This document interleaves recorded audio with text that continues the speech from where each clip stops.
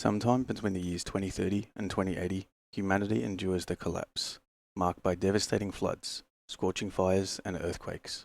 It wipes out most of human society, leaving survivors to regroup in makeshift communities and small tribes within the scattered patches of habitable land.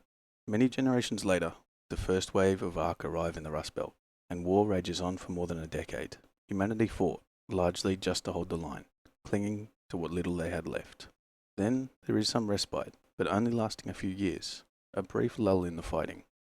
Although, this short period of relative peace was interrupted by the attack of the second wave. The survivors were forced underground, leading to the formation of Speranza. Speranza was built by taking over subterranean infrastructure, old buildings, roads, and factories swallowed by sinkholes during the collapse. The survivors cleared, reinforced, and connected these underground pockets, creating a safe haven for the remnants of humanity in the Rust Belt. As more survivors arrived, Speranza spread. Survivors created more subterranean corridors to adjacent cities, gradually linking them into habitable districts, contradas. Over time, this becomes the buried underside of the Rust Belt, Toledo, a patchwork of underground tunnels, sunken buildings, of linked contradas beneath the Rust Belt.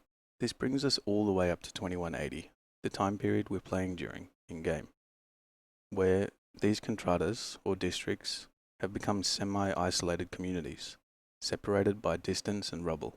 But safety and security still exist within the underground confines of Toledo, although Toledo's order and safety does not reliably extend topside. So, once you leave Toledo's protected spaces, there is little to deter conflict. That is why going topside is so dangerous. You're not only dealing with Ark, but also with other raiders in a low accountability environment. So, we have the collapse, devastating floods, scorching fires, and earthquakes.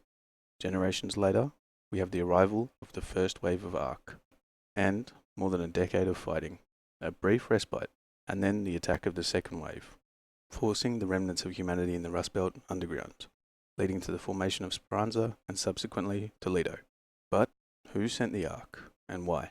And this is where we step into the realm of speculation.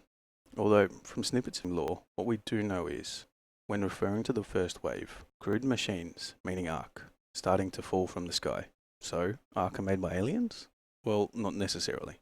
Maybe. But there is another possibility. During the collapse, a handful of elites escaped into space. This event was called the Exodus.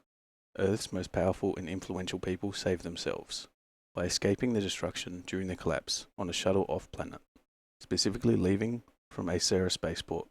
Some players infer this exodus of elites implies the existence of an off-world colony or orbital space station.